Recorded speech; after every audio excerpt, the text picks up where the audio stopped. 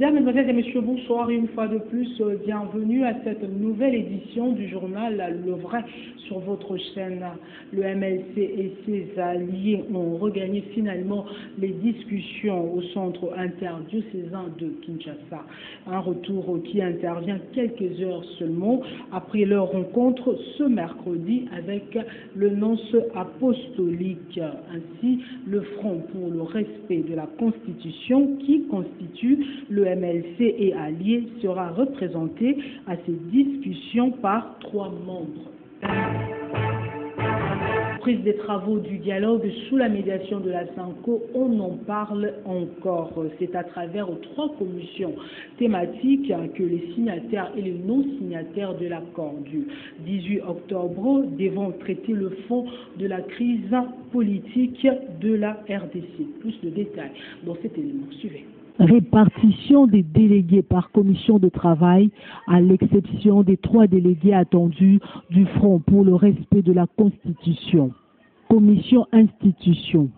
Lutundula, Kabuns, Moubake, Sesanga, Lisanga, Olengankoi, Kalala de la société civile, Lumanu de la majorité présidentielle, Koulou de la majorité présidentielle, Makila de l'opposition signataire, Rouberois de l'opposition signataire et Mbikai de l'opposition signataire.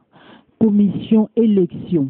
Fayoulou, Molicho, Ngoy, Kankonde, Kouye de la société civile, Ramazani, Kaboueloulou, Boussa de l'opposition signataire et Kamere de l'opposition signataire. Commission décrispation.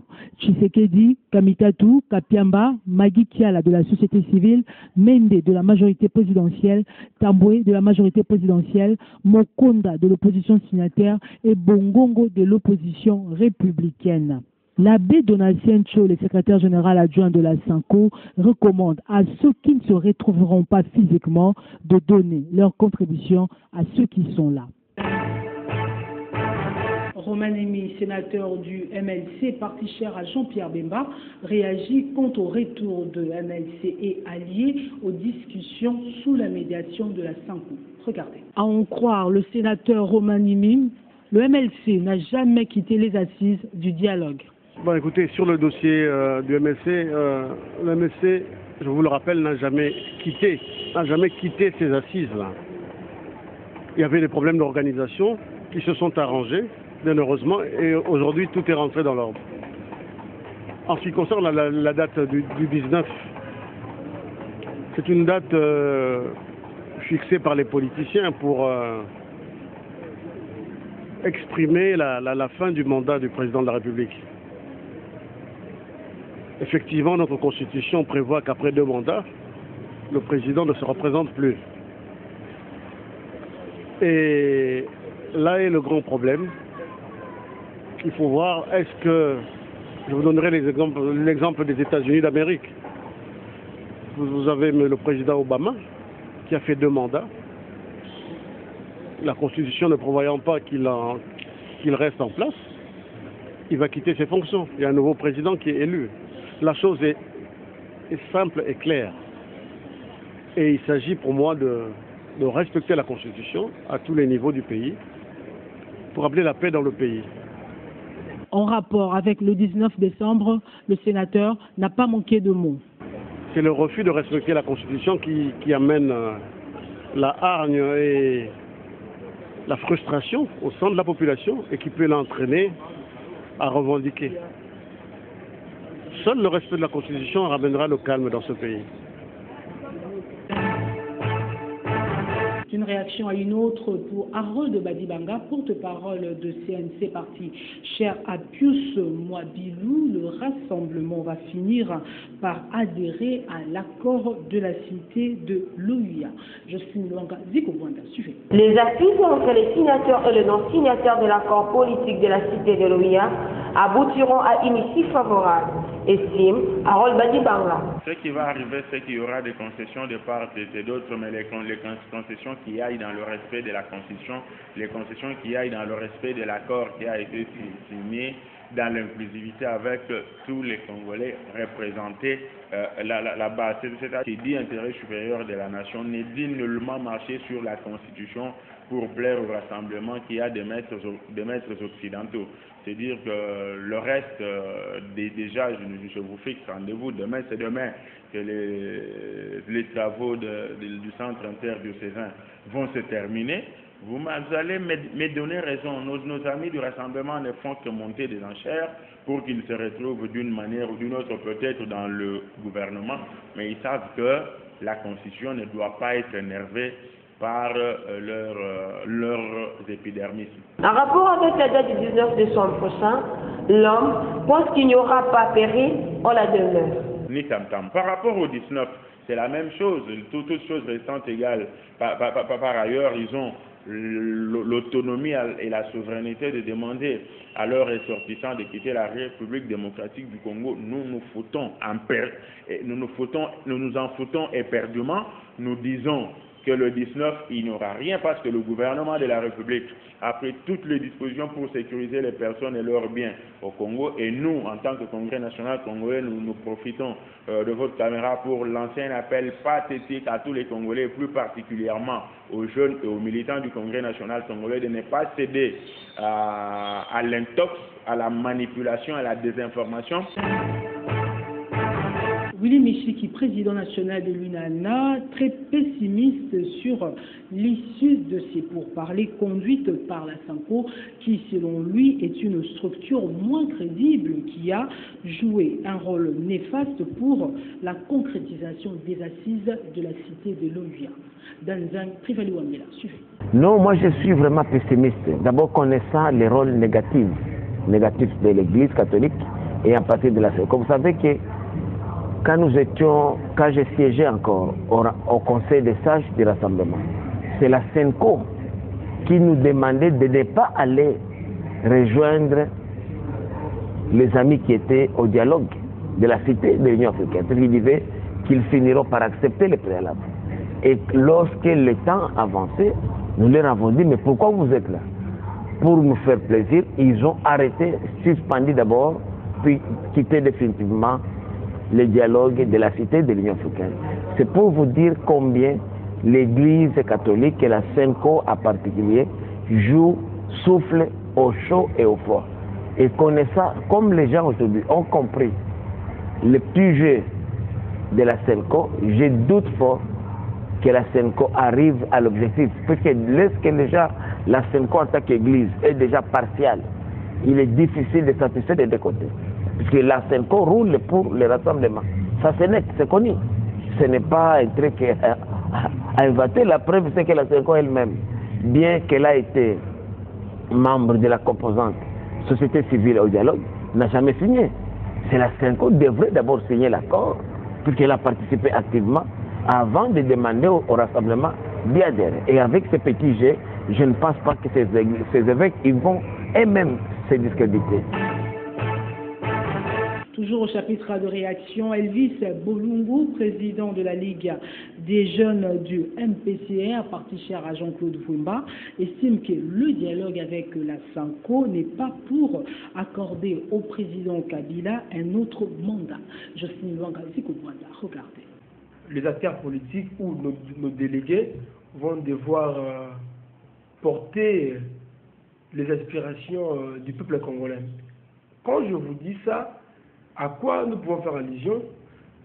Ce que nous arrivons le 19 décembre. Le 19 décembre, c'est la fin du deuxième et dernier mandat du président Kabila. Et puisque la Constitution voulait assez qu'à chaque 5 ans, que les différents dirigeants du pays puissent revenir auprès de la population pour que celle-ci leur renouvelle sa confiance. Alors, puisqu'aujourd'hui nous sommes face à une hypothèse où la machine électorale a été bloquée par ceux qui ont géré le pays, y compris le gouvernement sortant et le président de la République. C'est pourquoi nous avions estimé qu'il était intéressant que lorsque nous arrivons le 19 décembre, à minuit, tout s'arrêtera, y compris la fin du mandat et de l'exercice de fonction du chef de l'État, que la classe politique puisse se retrouver autour des tables pour qu'on essaie de discuter qu'est-ce qui arrivera après le 19 décembre. Mais nonobstant cela, nous rappelons que le président de la République actuelle, son mandat prend fin le 19 décembre.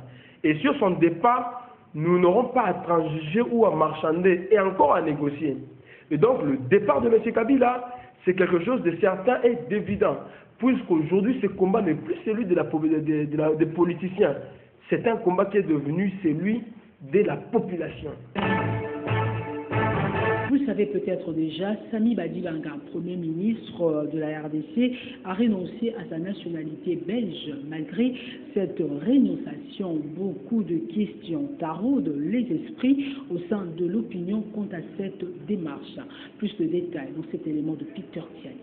Après les assises de la Cité de l'OEA sanctionnées par un accord cédant la primature à l'opposition, la RDC va assister à un spectacle macabre.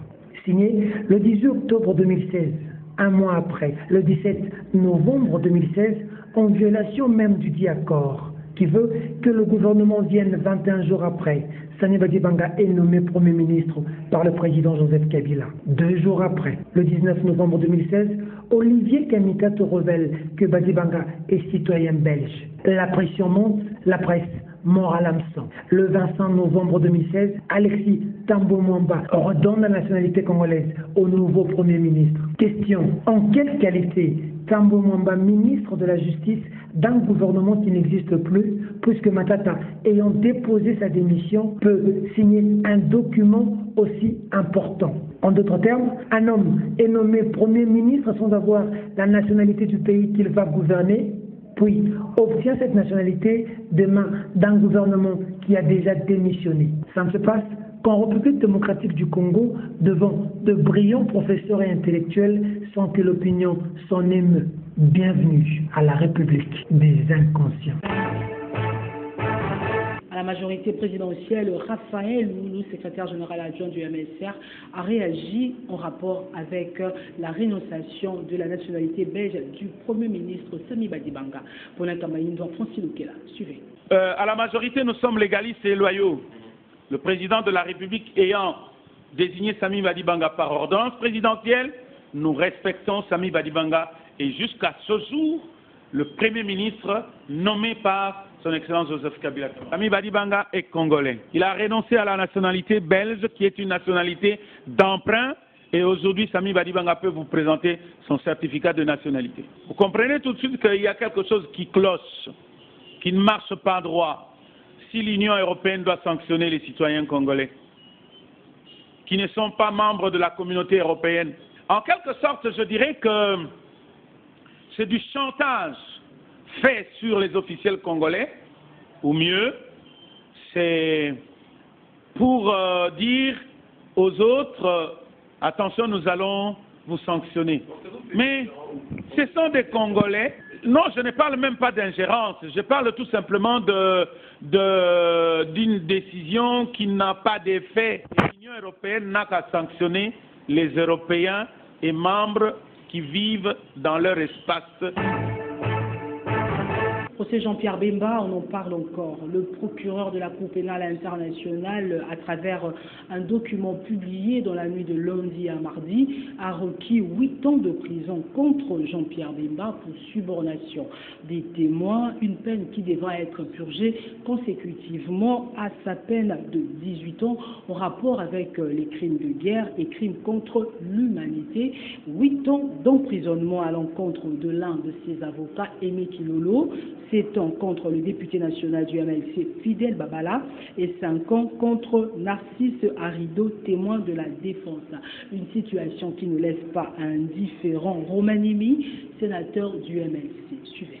Pour Romanimi, sénateur du MLC, le procès de Jean-Pierre Bemba est plus politique que juridique. Écoutez, moi je ne crois pas en ce procès parce que dès le départ j'ai constaté que ce procès était plus politique que juridique. Poursuivant sa réflexion, le sénateur qualifie le procès du chairman de grande manœuvre internationale pour écarter un fils capable de tenir tête aux Occidentaux.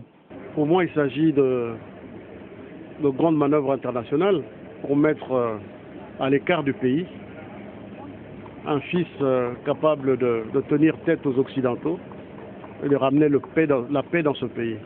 Ce cadre du MLC réitère sa confiance en la justice. Et dans son évolution, malheureusement, l'évolution du procès et son déroulement ne fait que me confirmer qu'il s'agit plus d'une affaire politique que juridique. Et donc je n'en attends pas grand-chose, tout en espérant au fond de moi que le droit finira par triompher. Et le droit triomphant, ça veut dire l'acquittement de Jean-Pierre Bemba. Affaire Moïse Katumbi et Stupis, on en parle encore. La juge Ramazani sort de son silence. Dans une interview accordée à nos confrères de TV5 Monde, la juge qui a condamné l'ex-gouverneur du Katanga, Moïse Katumbi, fait des graves révélations. Suffit. Et d'entre les jeux, avant l'audience, j'ai reçu le bâtonnier Kamukuni, qui est non seulement l'avocat de Kalev Moutonde, et l'avocat aussi de Stupis. En fait, avant l'audience, j'ai reçu le bâtonnier, le premier président de la cour d'appel, M. Ilunga Tanda, m'a appelé pour me donner des injonctions, des directives. Oui, il m'a demandé de ne pas prendre en compte les données actes que la partie Moïse Katumbi va présenter, même s'il soulève, il arrive qu'il soulève des exceptions, que je ne les prenne pas en compte. Je dois nécessairement, obligatoirement prendre le dossier en délibéré et demander aux avocats de Moïse Katumbi de se retirer de la barre. Et c'est ce que je fais. Il me dira aussi que je devais prendre le dossier en délibéré, je l'ai pris en délibéré, et qu'on devait prononcer le lendemain. Le lendemain, nous, les membres de la composition, nous n'avons pas délibéré. C'est lui-même le premier président qui nous a demandé de condamner Moïse à 3 ans de prison, de lui demander de payer l'amende de $1 million, de mettre aussi la clause d'arrestation immédiate pour quelqu'un qui n'était même pas au pays, pour quelqu'un qui avait reçu l'autorisation d'aller se faire soigner en Europe. On ne pouvait pas en principe les condamner par défaut. Donc, il y avait, au fait, dans ce dossier, il y avait des vices. Tout ce qu'on nous a demandé de faire, nous l'avons fait sous menace. Parce que là, il était entouré des militaires. Il nous a demandé de signer. D'ailleurs, mes collègues ont refusé de signer. C'est un jugement qui a été signé à 2 temps. Le 21, à 19h30, l'autre magistrat a refusé de signer. Il a signé le lendemain, en recevant aussi des menaces, comme quoi, si on ne signe pas, on va nous condamner à 10 ans de prison, nous faire passer à flagrance, et on va aussi nous révoquer. Edem Kodjo brise le silence. Dans un entretien accordé chez nos confrères de Jeune Afrique, le facilitateur du dialogue de la cité de l'OUA s'en prend farouchement à Étienne Tshisekedi qu'il met en garde. Plus de détails dans ce décryptage de Peter Diane.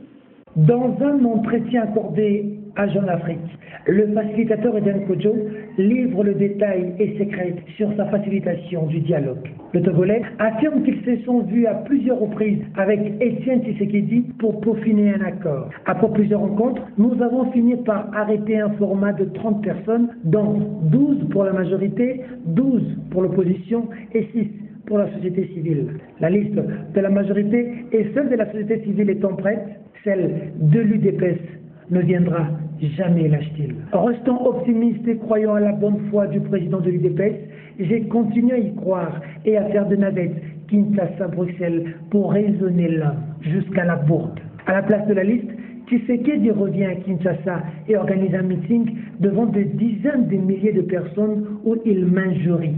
Je ne m'y attendais absolument pas. Il me traite de petit kabbyliste partial et ajoute que je suis prêtre. Si prêtre il y a, l'insulte convient à celui qui a signé un accord et ne l'a pas respecté.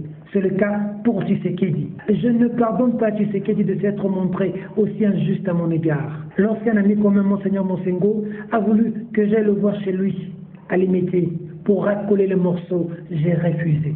Peut-être nous nous reverrons, mais ce ne sera pas à son domicile. Tshisekedi ne me connaît pas. S'il veut la guerre, je veux le démolir. Par ailleurs, Kodjo estime qu'au-delà du 19 décembre, Joseph Kabila reste président conformément à l'arrêt de la Cour constitutionnelle et que la seule proposition crédible est l'organisation des élections en avril 2018.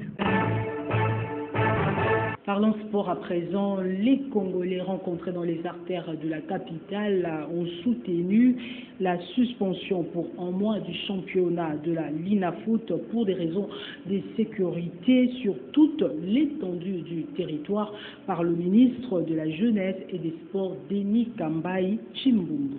Dans un Trivali Wambela, regardez. Kambai Ada ministre sport yeye atala la sport tout à suspendre championnat déjà momentanément akata mote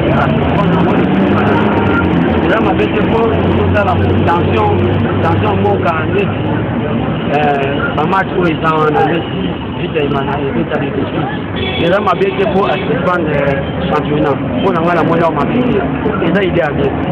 Bon, décision ya kata Linafoot boy bon afani na ye bien on a éviter la ndela kala ndenge tozo tambola na mboka ngo eza nango bien yango tozo tuna sikoyo préliminaire 4000 na playoff sikoyo ekozala pe kaka boye bakokata ngo be ekende tina so.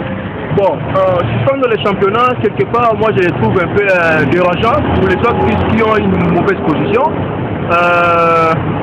Si je vois qu'on suspend les championnats, peut-être pour des désordres au stade ou soit pour des incidents au stade, bon, je vais les trouver normal. Mais quant aux autres équipes qui ont une mauvaise position, pour eux c'est un peu dérangeant. À peu près, ma gagné sanction il y a un bien. Mais d'autres pas venir en m'a vu parce que dans la match déjà à la Gabon, il y a un peu de banane à changer. C'est pour moi match. Je vais pas dans la forme de façon que match est illégal. Autre chose à présent, panique et stupeur au siège du MLP. Ce mardi, en toile de fond, un inconnu a fait irruption dans les locaux du parti cher à Franco Diongo pour des raisons inavouées. Suivez l'élément de manière détaillée en grand format. Tension ce mardi au siège du MLP, parti cher à Franco Diongo. Pour cause, un adjudant-chef suspect fait intrusion dans les locaux et par la suite appréhendé par les services de sécurité du parti. Le suspect s'explique. Le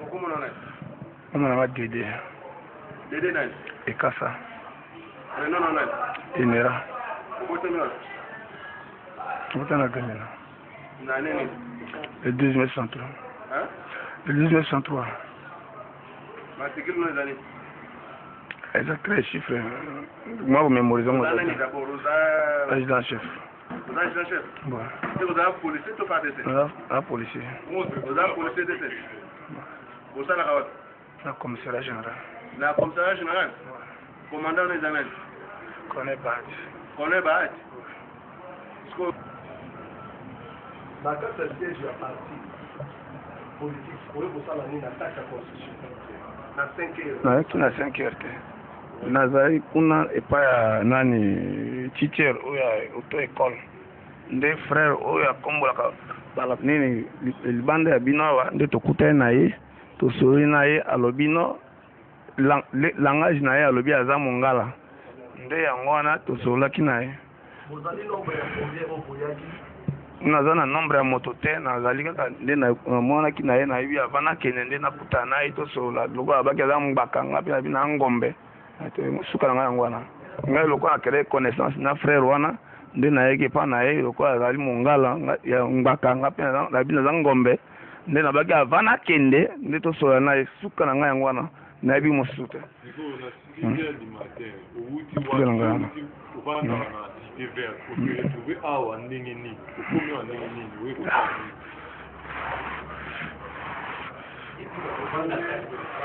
La personne citée ne reconnaît pas le suspect. Merci beaucoup.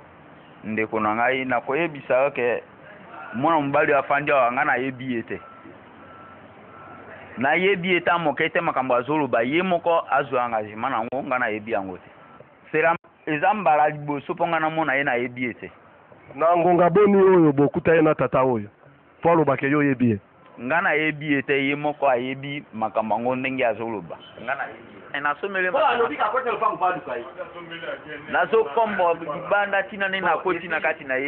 L'info se répand telle une traînée de poudre. La tension monte. La population furieuse veut en découdre avec le suspect.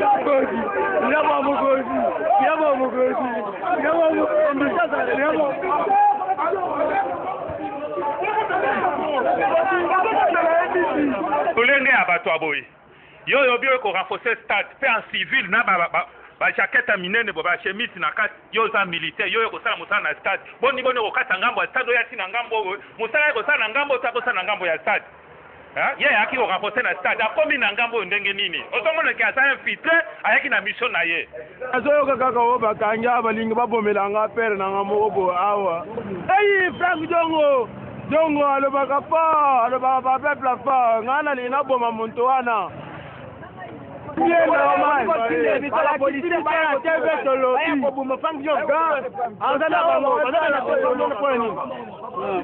bon vraiment papa to comprendre te makambo zo le kawa to monika na police mo wana civil wana baye balingo bo Frank Jongo po nini to tuna ya zolo bagé to photo signal zo signal est-ce que mkanda usinya zao bapesa kila message ke bango bo Frank Jongo avant le 16 lelo bato kangi batongo batindi ko bakanga babo ma Frank Jongo donc na mito muto bango to kangi moko to osilana na ye avant to ko le 19 to osilana na muto to nini président osali asali nini moza muto ko pesa papa bisa ko zo no babo makambo na bango to sito yebi yango muto atindi muto to yebi lobi basalaki parada banda 6h aye ko bima na ba 16h yende muto atindi bato Frank Jongo obligé de calmer le jeu pour éviter la catastrophe. Ya liboso na félicité bino makasi pour na soutien pe pour na sécurité. Kozolanda maboko pour na bino nyonso.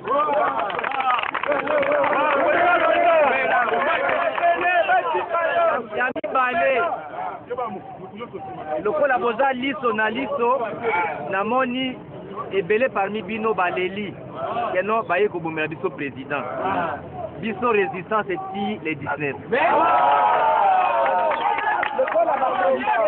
lokola bapolisier baye rendez-vous na biso eza date ya les 19 obrutalize bapolisier te bapolisier bazwi ye malete bazozwa ye so soko bobomi ye awa tozwi problème rendez-vous ya biso ezalisi te olandi botika bapolisier bazwi ye babimi na ye bokomona ye babimi na ye malembe donc bobaka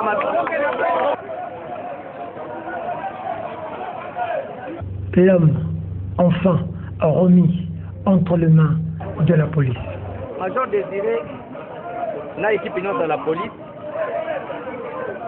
oyo toyebi ete akota na lopango oyo te oyebi ke napesa message na la police napesa na télévision que Frank Jongo baoboma ye avant les 19 les 16 bino nyonso bonanda ba télévision nyonso lelo pe elekaki na tongo position oyo a se retrouver na installation na ngai nayeba ye te na ye toyebi ete apesi raison à lokuta motu oyo alobi kaye koluka atémoigner kayebi ete amona ye te ezali mpo na ngai mpe bamembre ya patomoni bato mosusu bazolela que donc eza exécution ya schéma élimination physique ya Frank Jongo avant les 16 to les 19 institution na population bamenace bino te boye kointervenir lokola police mpo na sécurité mpo na elembo ke nazongisi carte na ye major yango policier na yo oyo aye koboma ngai okende otuna ye nana atindi ye atala elongi nana atindi ye major napesi yo policier na yo na maboko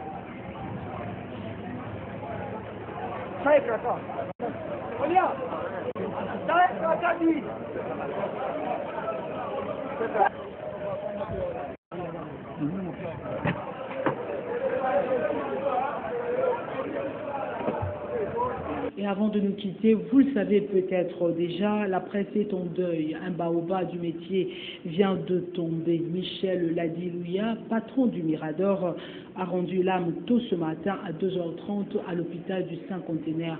Le vrai journal présente ses condoléances les plus attristées aux journalistes en général et au groupe Le Palmarès en particulier. Merci pour la sympathique attention que vous nous avez accordée à Kinshasa, ainsi que partout ailleurs dans le monde. Mesdames, mesdemoiselles et messieurs, ce journal est terminé. Au revoir.